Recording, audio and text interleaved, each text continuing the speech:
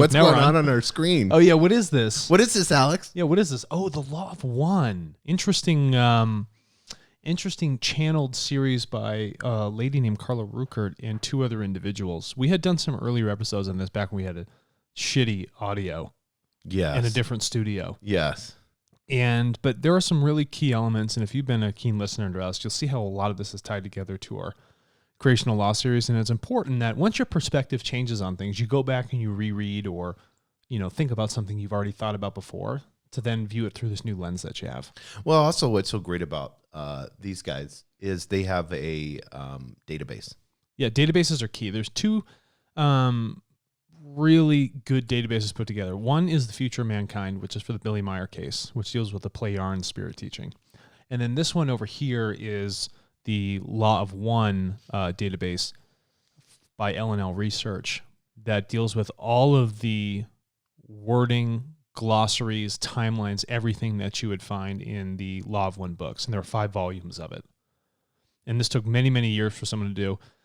And again, just for a little context on the background, it was a group of 3 people, David, Carla, Dan, Carla, and what was that last guy's name? Oh, I forgot. We'd have to look it up. Does it say right there? I don't know. But the last guy was one kind of handling the audio to do the recording. But we don't need that. The gripper guys and all that, they're always like... yeah, the key grip. Who knows? They're always at the end. But so Dan was a scientist. Carla was a lady who had met up with him through some meditation groups. And later they found that she was more of a trance channeler. So she'd actually put herself into like a pseudo sleep state, laying on a table.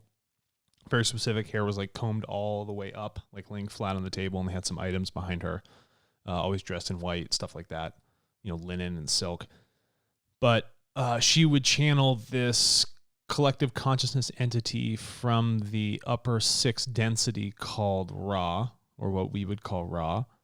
And they pulled in a lot of phenomenal information that is otherwise could not be found anywhere on the internet. And you can even go back and listen to all the recordings. And even, they're slow.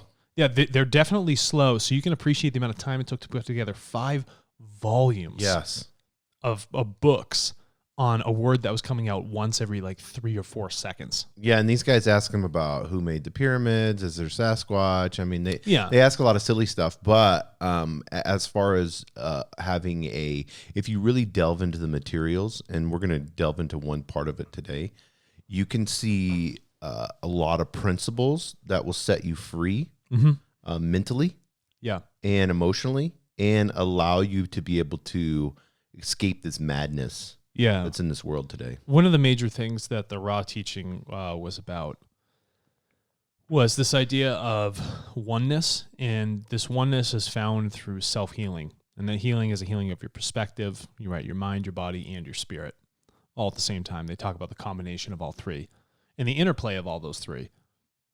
So even in the beginning, these people were albeit excited. Everybody wants to ask about UFOs and Earth history, but if you think about it from the standpoint of something that is in 6 density, and from what we understand takes billions and billions and billions of years to evolve into, you're asking questions that are like, what color is the sky, essentially, to them. Yes. in its like simplicity and ridiculousness, but also the value of the question lacks completely. Like, what's the why are you asking about UFO? It's not important. Right. We're billions of years evolved up here. We want to help, you guide your own questions because they don't step on your free will. We want to help you guide your own questions towards something that is actually evolutive for your purpose. Yeah. And they had said, so people have context of this. They had said they tried in Egypt time, they tried to help. Yeah. And how'd they screw up? So they said that with their technology, they built the first of the 3 pyramids. And they said that they built it overnight because they have ability to manipulate material objects, stone, cut it perfectly, blah, blah, blah.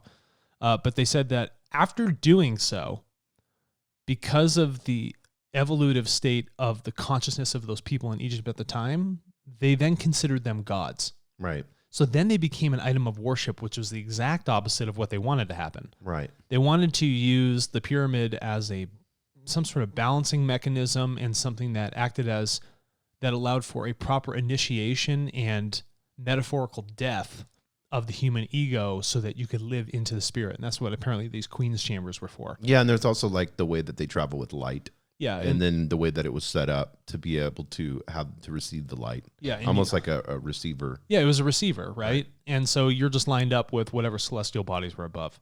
But they said they screwed up. They're like, we really screwed up. And these people began to worship us. And then after that, priest stepped in and said, they're the only ones that can have control over these rooms. And then instead of it being something that was a unifying healing device, it became something of worship and control. Right. And that's not what they want to do. So now that they've come back 7,500 years later, they said when that pyramid was built, they want to come back in a new format that they absolutely don't step on free will at all, the law of free will, because they don't want to create any confusion. And that they want to do it in a text format, and they don't want to just like forcefully build something in front of people. If people want to share it, if they want to learn about it, that's their choice now. So they feel like they have to come back and help heal the issues they've caused by truthfully channeling this information through this lady called Carla Rueckert. And the beautiful part is you can purchase the books. You can go on Amazon or whatever and buy them. You can get them used on eBay. But the beautiful part is they're all online for free. Yeah, and that's an interesting point because people are like, oh, well, then why are you selling them if it's so important? Well, it's not. They got them published in a hard copy format, so their 501c3 nonprofit, can recoup that cost back. But apart from that, they're trying to share their knowledge for free. It's all out there. Yeah. And that's why you have these wonderful databases like this. Yeah, so I think it's good. One of the things I want to get into, Alex, I wrote some notes out. I was really thinking about this last night, is dealing with something that's done to you. Whether it may be abuse, abandonment, betrayal, hatred toward you. Yeah. And so when you begin to look at these misconceptions and how the mind separates, and I know as third dimension beings, and we'll get into that, we're all about separation.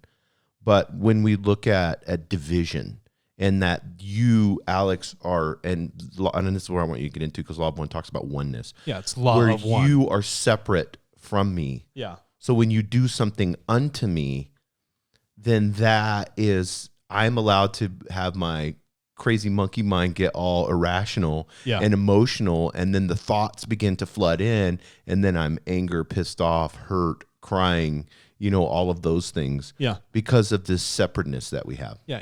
Okay. So, energetically and physically, we are just sharing electrons all the time. Stuff's flying back and forth. Atomic interchanges, whatever you want to be. It's just chemistry's happening, physics. Right. But we go around in our world with our limited perspective right now, and we say, here's me and here's you. Now, if you think about this from this concept, if you, again, advance billions and billions of years, that curve begins to normalize. Differences start to drop off, and you're only left with the things that really make up what you truly are, or what we truly are.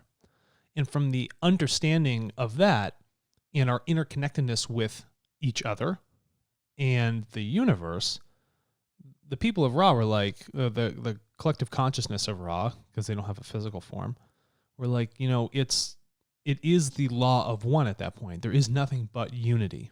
And all we ever do is stray away from this unity. Everything is interconnected. They're perfect systems thinkers. And so when I would say, here's me and here's you, they flip that around and say, here's self and here's other self. So now there's a shared commonality. There's a bridge between you and I. So much of what's going on with physics, so whether our energies in our material sense, there's also a sense of perspective and consciousness that's becoming intertwined. Our thoughts are all intertwined. We share thoughts. We feed them back and forth. So what might seem like one brain is really a collective of brains. And the internet is just a material representation of something like that. They're just advanced to do it without the need of an internet. So when we look at this, and you talk about these things that are divisive, divisionary, disunifying, non-coherent, these things are separative. They're actually things that don't align really with what the observational laws of creation are showing us. And they say this quite frequently, and they do what they can to correct in a Socratic format the people that are asking the questions here in these 5 volumes, because they don't want to step on their free will. And like a good teacher, you don't just tell everybody everything at once. Right. Nothing will be retained. The person has to be inquisitive about it.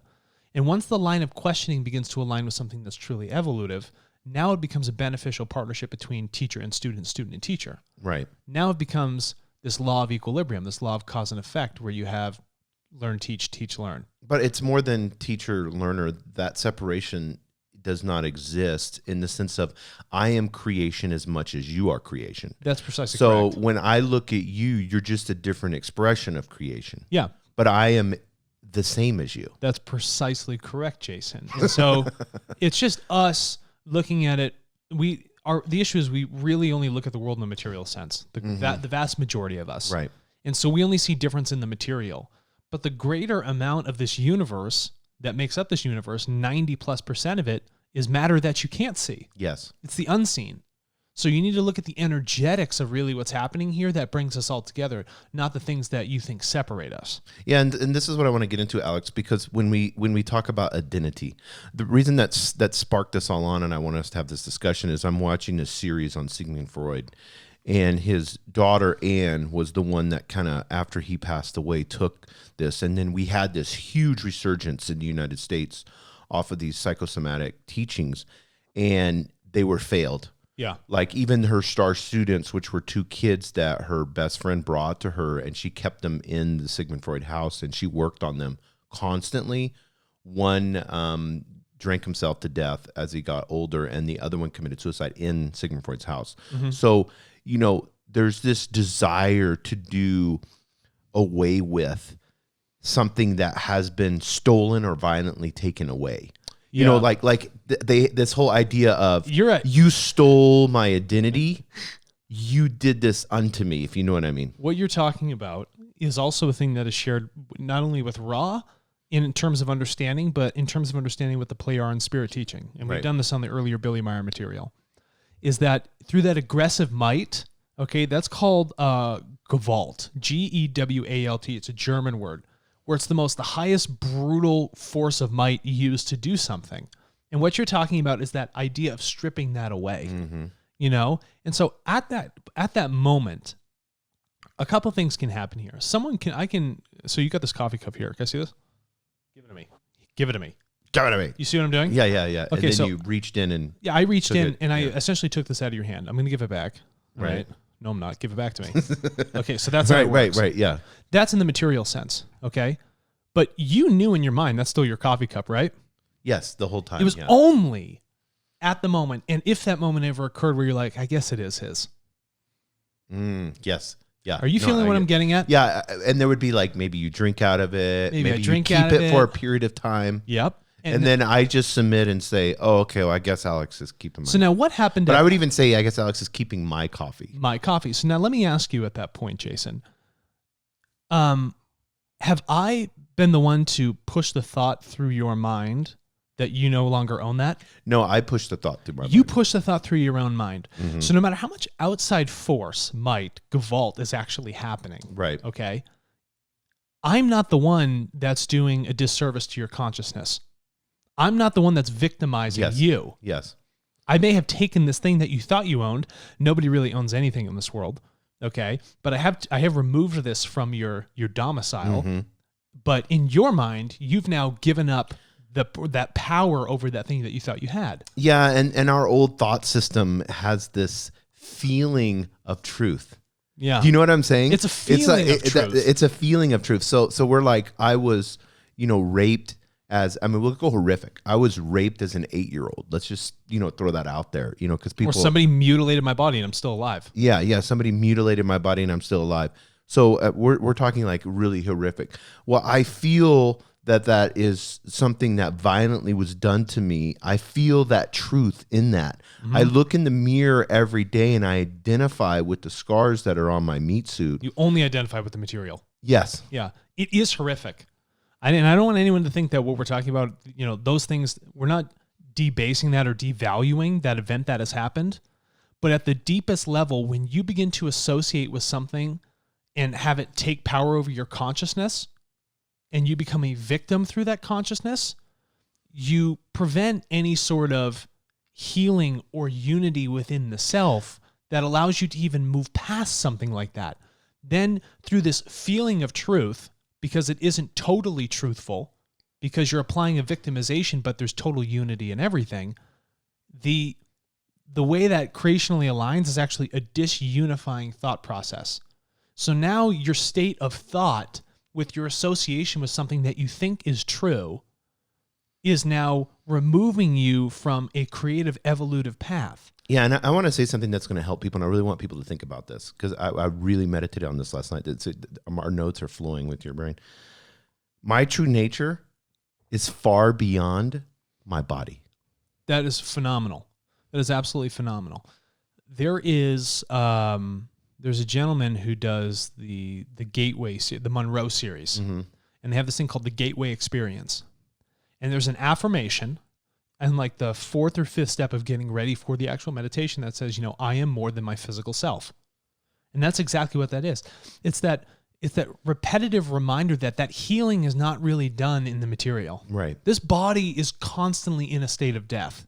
People need to realize that. But the thing that always lives forever, that needs to live in that healing, is that consciousness in connection with the spirit. So saying that you are more than yourself, you are, because this thing is only temporary. Like the shirt that's on me, I'm only wearing it today. You know what I mean? That's the stuff that's temporary, but the stuff that lasts forever is the consciousness block. It's the learning. It's the spirit, because those are parts of creation which are infinite within time. Yeah, and we have this ability to say, I am all body. Yeah. So this was done unto me. My meat suit was harmed. Mm-hmm. So this is me, because all I'm physically thinking about is this body. Think about certain individuals that become handicapped. Whether they're born handicapped or became handicapped throughout their life, there's frustration. You can feel that frustration, even in the earlier stages of being handicapped and, assimilating with this new type of life. And a lot of that has to do with maybe there's, blockages in the nervous system that don't allow that natural flow of energy to come through. So the healing is even more difficult at that point. But when you really begin to identify with something that is non-coherent, maybe you do have a nervous system blockage, what is that going to do to your consciousness? And that goes for a lot of things. I'm going to, associate myself or attach myself to this identity of the job I do, but that doesn't allow the consciousness to heal, or to a relationship, or to the car I drive, right? Or to the size of my penis, or, the size of my boobs, whatever these things might be. You're attaching yourself to these sort of material ideas. And when they go up and go away, you become frustrated with it. That's that idea of attachment. And then what do? You think you now become a victim of this material world. Right. Because you've lacked focus on the greater majority of what creation is, and that's the unseen part of it. It's the unifying sense. But you've attached yourself to things that die and decay, things that rust, things that will never last.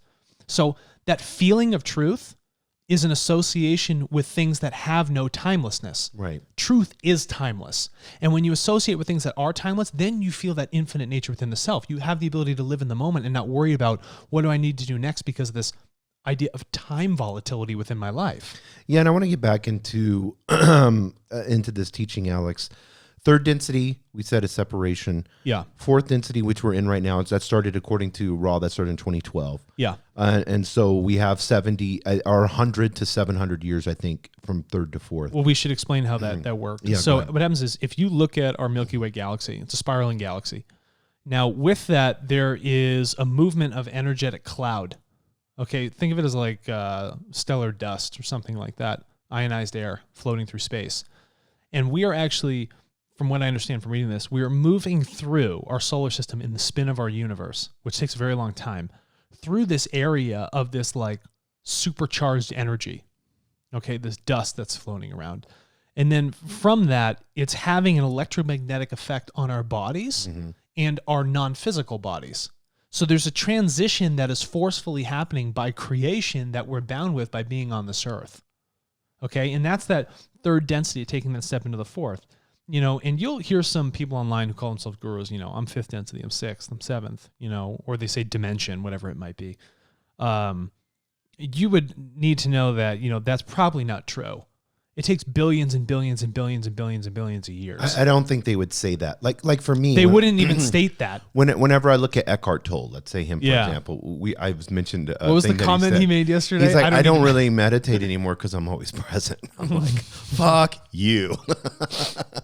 But he that's fourth dimension. Yeah, but that's what it is. It's this state where you're of a higher resonance, a higher vibration. And there's unity and love. Yeah, and we've heard that. And the idea is unity and love. So let's talk Light, about love. Let's talk about how these things intertwine here. So your chakras, how many chakras you have? Roji Biv, right? Right. So red, orange, green. yellow, green. So green is the heart chakra area. That's the area of understanding. Right. It's a projection outward of understanding the other by intaking their own energy and assimilating and equalizing it within the self. But the fourth density is the green chakra. Yeah, so it's that resonant color of that green. That's what that fourth density area is, right? Propagation of light through a medium, Pink Floyd album cover, all those different things, right? They're all interlinked. Nothing is not that. So when we look at that fourth density, that transition, you move into a world of a higher energy where there's going to be more emotional charge, which then requires a deeper understanding of the other self. Right. Not a different person, but the other self, right? Every time we look at someone, it's just another facet of you. Mm-hmm. That's all it is. That's all it is. We're mirrors of one another. Yes. Okay? And that's what that understanding is starting to move itself into. Not only are we in there in a planetary solar system sense of where we're moving, a galactic sense, but also in a vibratory sense, in a material sense of our own bodies. Yeah, and now we're at this moment of a harvest.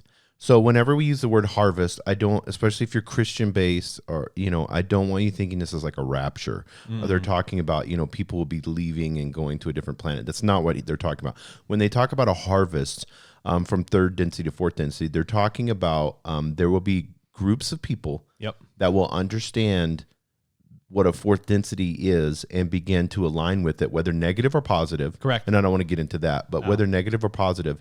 They will get into that, and fourth density positive is going to be this unifying group of people, and they're already here now. We have wonders, fourth density wonders, and stuff like that now. But it will be a group of people that will begin to change into the fourth density as it grows and becomes, and then the collective conscious changes on this globe. Yeah, harvest. It's a really interesting word, and people think like Grim Reaper, like anything like that. Think of it in this sense: when you have the stalk of a wheat crop that grows. It takes time learning a foundational root or grounding, okay? But when it gets to the top, you have the fruit, the germ that sits at the top. That's the stuff that gets harvested. It's the knowledge that's taken time and foundation and effort and work to actually get to that point. So when you're harvesting, it's like, how do we take that assimilated knowledge? Right. And turn that into wisdom for how we are now going to live our lives. Yeah, it's not like someone's going to. It's not like this. They're going to pluck you off the planet. Oh, you're fourth density. You're fourth. It's not how. That's not how that works. Yeah, Jesus had a lot of fourth density teachings because he always taught oneness, unity, and love. And light. I mean, he mentioned light all the time, but he had a great with the harvest. He said the fields are white unto harvest because that top of the wheat turns white. Yeah. So he goes, "I and my Father are one." Which that's where they tried to kill him because they're like, you're blasphemy. You're saying you're the same as God. Yeah. And then he turns around and says, go because the fields are white unto harvest. So it's almost like this, when I look at it, it's almost like this idea of those of you that have this, and I don't want to use the word enlightenment, but those of you that have this learning capacity for learning, there's a responsibility to kind of get your shit together. Yeah, go and then harvest those fields. Yes. Go take those learnings and then move beyond. Assimilate them into your own life, because that'll be the greatest thing that you can do is assimilate teachings into your own life. Of course. And then when you have opportunities and you don't go against people's free will, share them. That's precisely correct. And share them when they ask to be shared. Right. And speak in a sense that doesn't be oppressive to somebody else. So I want to get into this real quick and then we'll end. I want to get into the no such thing as forgiveness. Oh, I just pissed some people off. Yeah. Because it's done unto me. So if no one ever does anything to you, then there would be no such thing as forgiveness. Yeah. Forgiveness assumes that something is to blame. Right. Right. That there's like this thing called sin and you have to forgive someone for this sin. And forgiving means you're handing something over. Yes. Like ahead of time before you even know like the outcome. What are you handing up?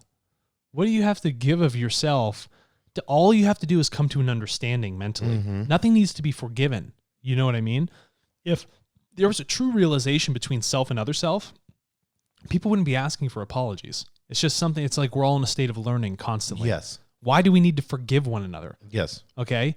If we know that if someone did something out of error, well, it's because they didn't know any better. Right. Do you need to forgive them, or do they need to forgive you because they don't know any better? Well, that's an absurd comment. That's like an egotistical thing. Jesus was on the cross and he said, Father, forgive them, for they know not what they do.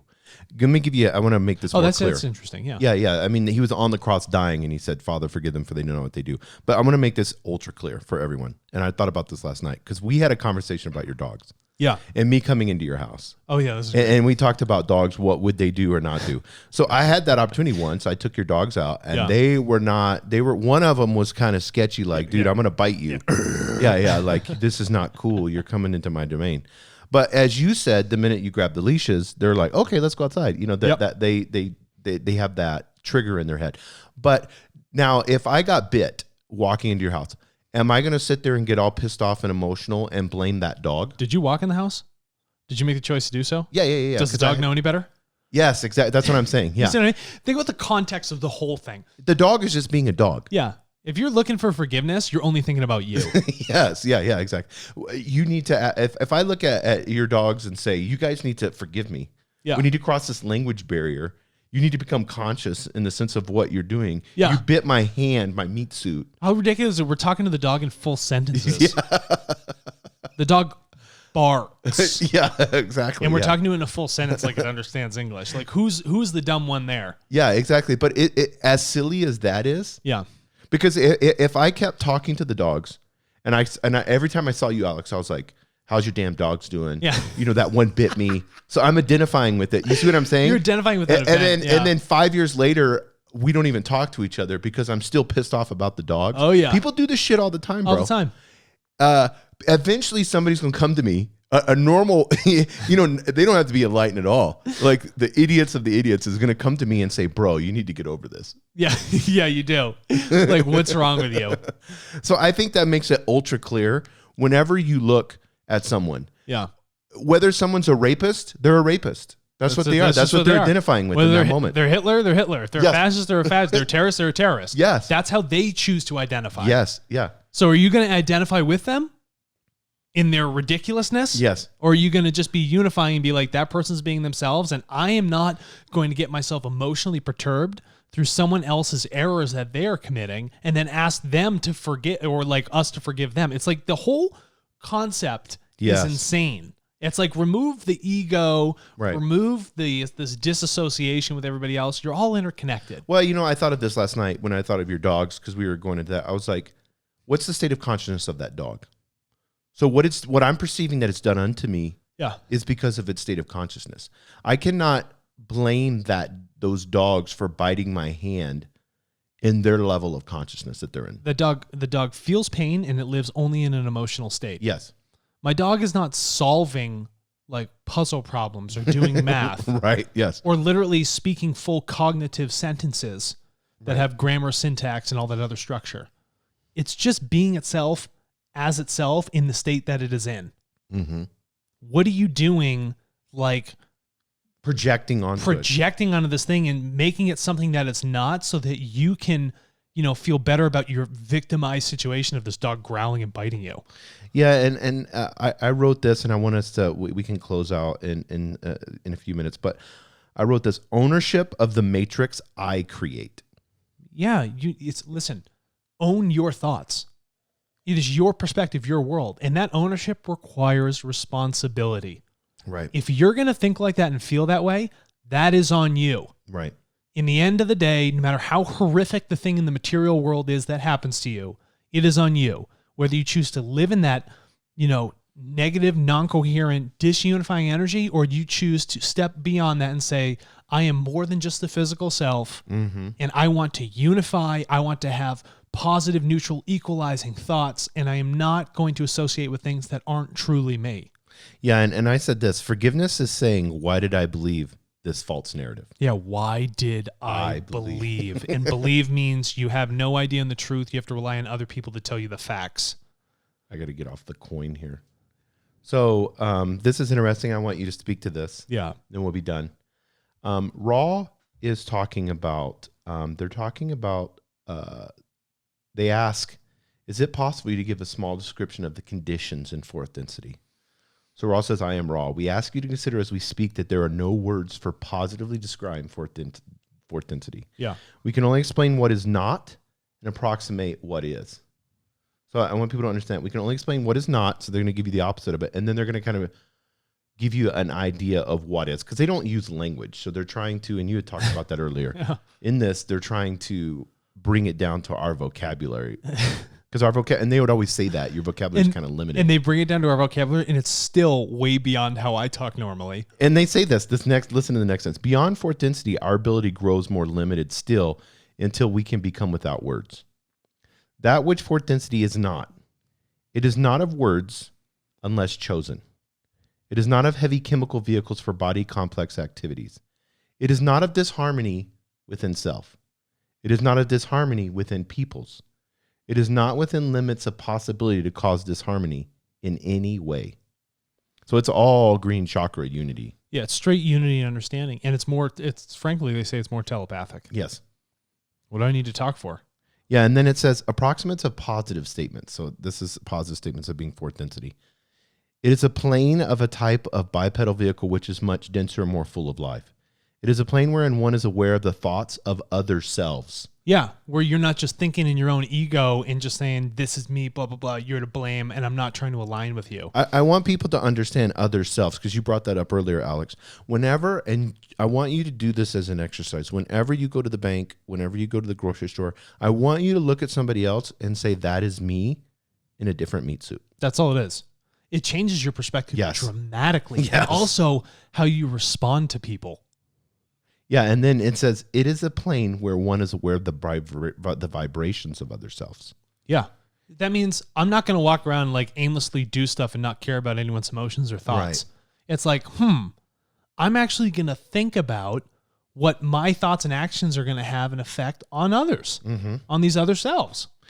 It is a plane of compassion and understanding of the sorrows of third density. It is our responsibility.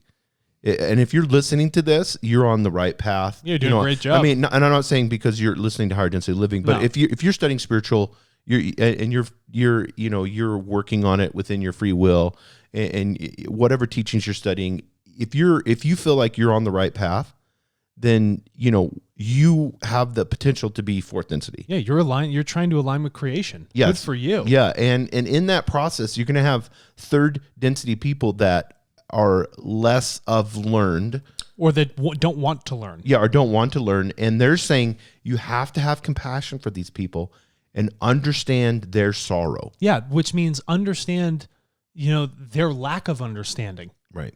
Everybody learns things on their own time. No one learns at light speed. We all learn at a different pace. So don't think of them as any less. Just be like, do you need some help? Yes. What an interesting question. Do you need help? Do you want help? I'm here to help. It's a great question to ask. Well, we were talking about in our TCAST Tartle podcast, and we encourage people to listen to that. If you want to know more about technology, you can just go on Spotify or Apple and type in TCAST, TCAST, or you can type in Tartle.